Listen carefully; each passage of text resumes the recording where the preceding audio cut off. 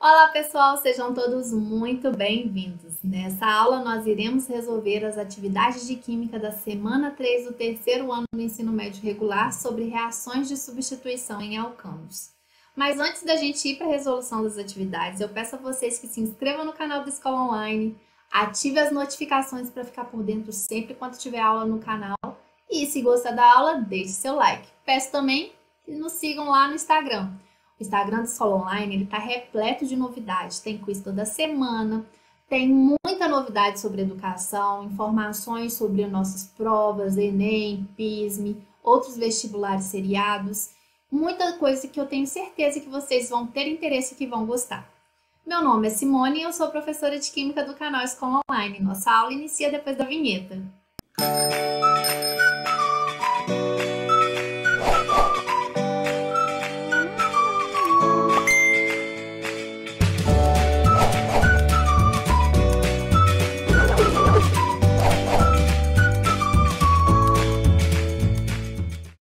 Então, pessoal, na aula dessa semana nós vamos continuar vendo as reações orgânicas. Na semana 1 e 2 nós vimos a reação de adição. Nessa semana nós vamos ver as reações de substituição, mais especificamente em substituições em alcano.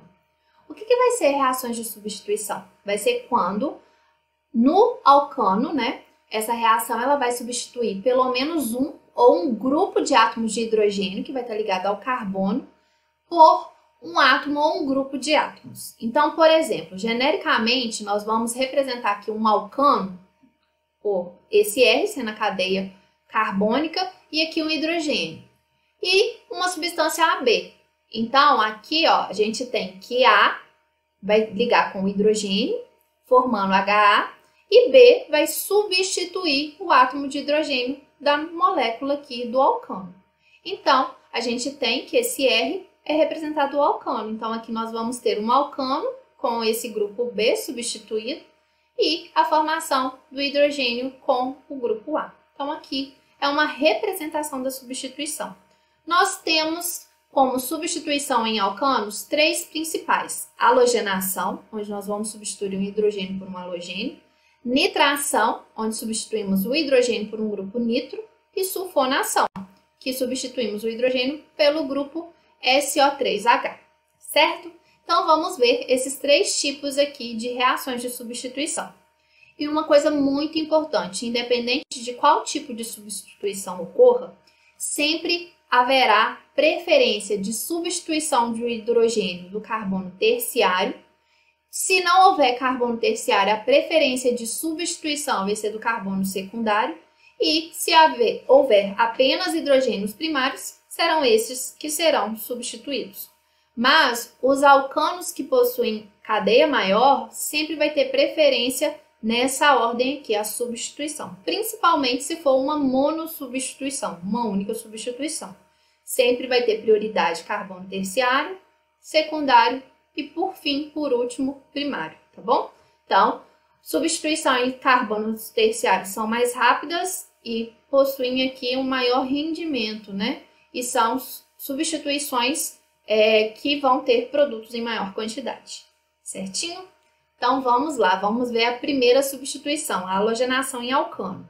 Então, ela vai ocorrer quando uma ou mais moléculas de halogênio reagir com o alcano. Nesse exemplo aqui, eu demonstrei para vocês a halogenação do metano. Então, todos os hidrogênios do metano são iguais, são hidrogênios primários, e aqui vai ter a substituição de um átomo de hidrogênio por um átomo de cloro. Então, formando aqui o halogênio, o produto, halogenado, um haleto, orgânico, e aqui o ácido clorídrico como produto. Certo, pessoal? Essas reações, gente, em todas as reações de substituição em alcano, são reações que precisam tanto fornecimento de luz quanto de calor para que ocorram, também. E aí, nós podemos ver que esse exemplo aqui eu utilizei apenas uma molécula de halogênio, então teve apenas uma monossubstituição. Agora, se eu usar duas moléculas, eu vou ter a substituição de dois hidrogênios, formando aqui duas moléculas de gás clorídrico, de ácido clorídrico, desculpa.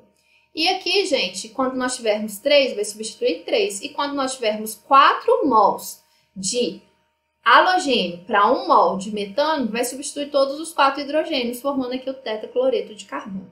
Certinho, pessoal? E as reações de halogenação também ocorrem com os demais halogênios. Então, aqui o exemplo foi cloro, mas essas reações também são comuns com bromo, né? Cloro e bromo são as duas mais comuns. Porque a reação com o flúor vai ser uma reação muito energética, vai ser explosiva.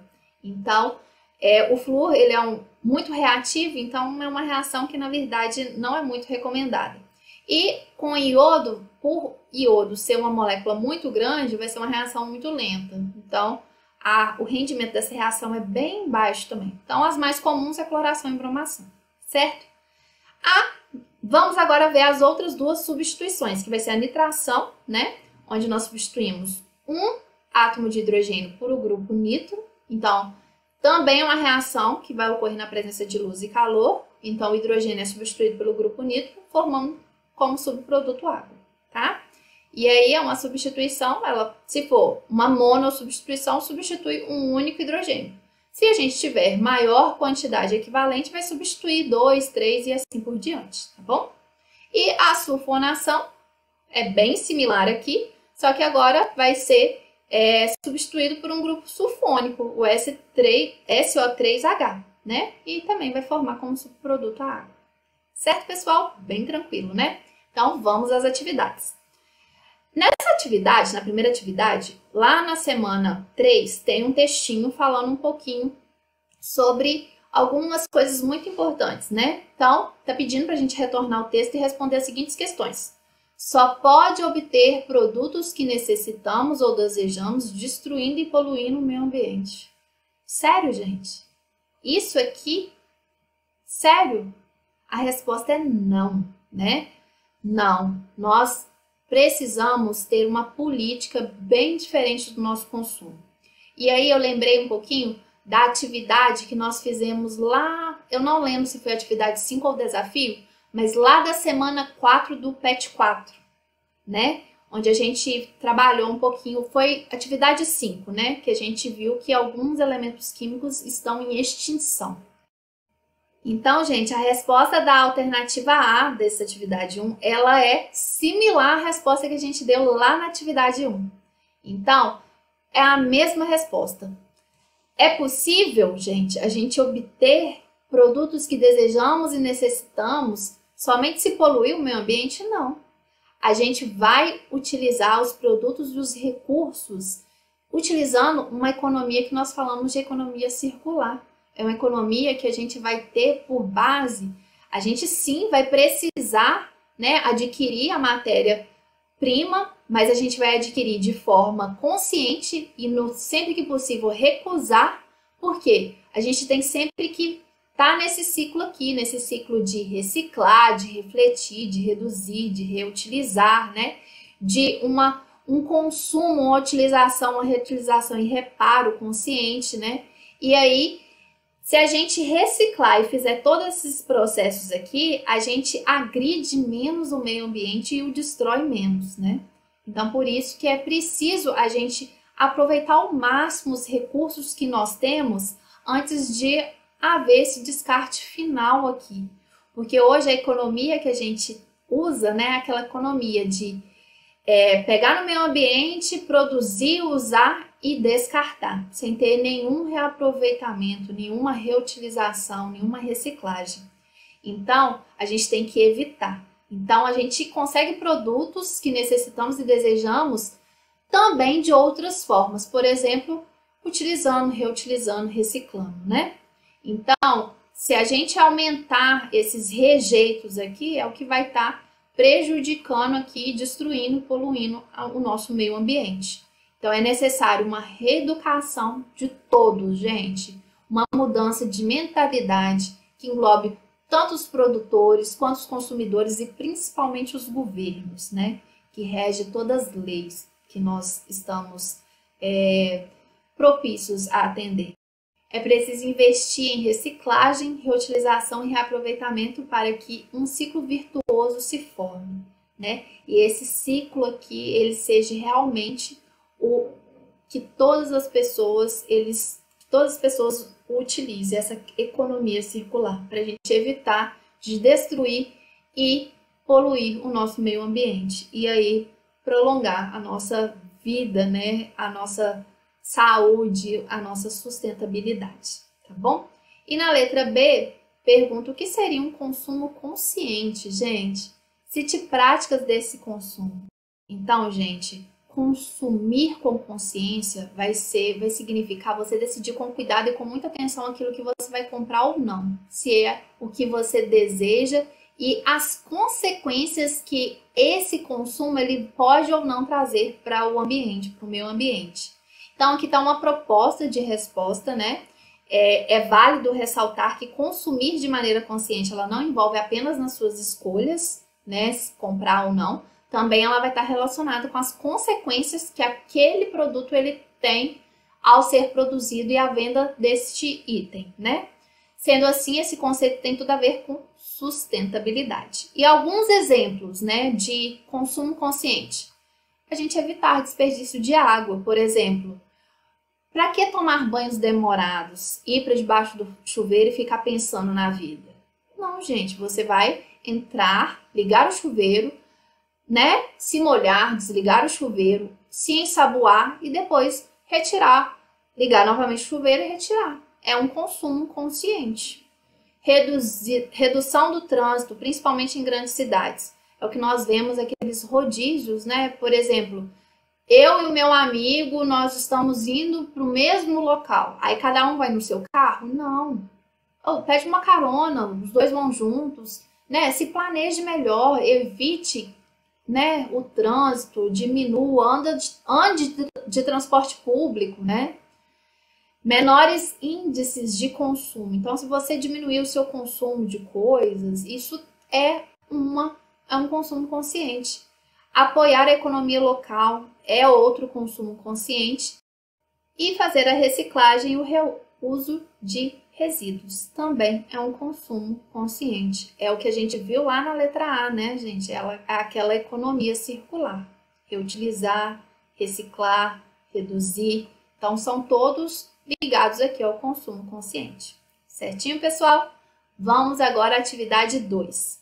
Agora, realmente, na nossa parte teórica dessa aula, né? Que são reações de substituição. Tá pedindo para a gente completar a reação. Então, a monobromação, então, substituição, né, de um único hidrogênio do metano. Então, vou substituir um hidrogênio por um bromo, vai formar aqui o bromo-metano e HBr. É uma reação que vai ocorrer na presença de luz e calor. Nitração do butano. Então, butano tem 4 carbonos. Nós temos aqui esse hidrogênio, desse carbono que é primário, que é o mesmo desse, e nós temos aqui esse hidrogênio aqui, que são hidrogênios secundários. Então, gente, a substituição, uma nitração, ela tem preferência em substituir um carbono secundário em relação ao primário. Então, o produto principal formado é aqui a substituição desse hidrogênio do carbono secundário, certinho? E uma sulfonação do propano. Então, propano, gente, prop, 3 carbonos. Nós temos aqui hidrogênio primário, também hidrogênio primário aqui, e hidrogênio de carbono secundário. A preferência é substituir esse hidrogênio aqui do carbono secundário, formando assim o produto, né, formado aqui. Certinho? Bem tranquilo a atividade 2, né? Atividade 3. A monocloração de um alcano em presença de luz ultravioleta produziu os compostos 2-cloro, 2-metilpropano e 1-cloro, 2-metilpropano. O nome do alcano é. Então, a gente está falando que teve uma monocloração na presença de luz e calor e houve a formação aqui, ó, desse 2-cloro, 2-metilpropano e 1-cloro, 2-metilpropano. Quem é o alcano? Gente, é só a gente colocar aqui no lugar dos cloros o hidrogênio. E aí a gente sabe que o produto o reagente que deu origem a esses produtos foi o metilpropano. Letra E. Bem tranquilo, né? 4. Faça a monobromação do 2-metilpentano, mostrando todos os produtos possíveis de serem obtidos. Então, vamos aqui, ó. pentano, 5 carbonos. Na posição 2 tem um metil. E aí a monobromação. E aí, gente, esse metilpentano, nós temos carbono primário, nós temos, então, hidrogênio primário, nós temos, só que esse hidrogênio primário desse carbono é diferente desse aqui. Se substituir esse aqui dá um produto, se substituir esse aqui dá outro produto. O mesmo ocorre com esses hidrogênios aqui secundários. Se ocorrer uma substituição aqui dá um produto, se ocorrer a substituição aqui dá outro produto. E aqui é o carbono terciário, que se fosse para falar a monobromação mais provável que ocorra, com maior porcentagem, a gente sabe que vai ser a substituição desse hidrogênio do carbono terciário. Então, substituindo o primeiro hidrogênio aqui, desse carbono primário, nós vamos ter esse produto, certo? Que vai ser um bromo, 2 metil, pentano, certo? Se substituir esse aqui, nós vamos ter aqui, ó, o 2 bromo, 2 metil, pentano. Se substituir o terceiro, a gente vai ter, né, 3 bromo, 2 metil, pentano. Se substituir o quarto, nós vamos ter aqui, ó, agora a numeração é diferente. Começa aqui, ó, 1, 2, né? 2 bromo, 4 metil, pentano. E se substituir esse aqui, nós vamos ter 1 bromo, 4 metil, pentano. Então, essas aqui são as 5 possibilidades de produtos a serem formados pela monobromação do 2-metilpentano. Aí muitos vão perguntar, nossa, professora, se substituir esse hidrogênio aqui desse metil, gente, o produto vai ser esse aqui, o mesmo produto. E como eu falei com vocês, o produto principal de maior reagente vai ser pela substituição aqui do hidrogênio do carbono terciário. Então, esse produto seria o produto principal, formado em maior quantidade, certo? Atividade 5. Está pedindo para a gente completar a reação de substituição a seguir. Então, aqui, ó, nós podemos, 1 mol para 1 mol vai substituir apenas um hidrogênio. Então, vai formar aqui o cloroetano.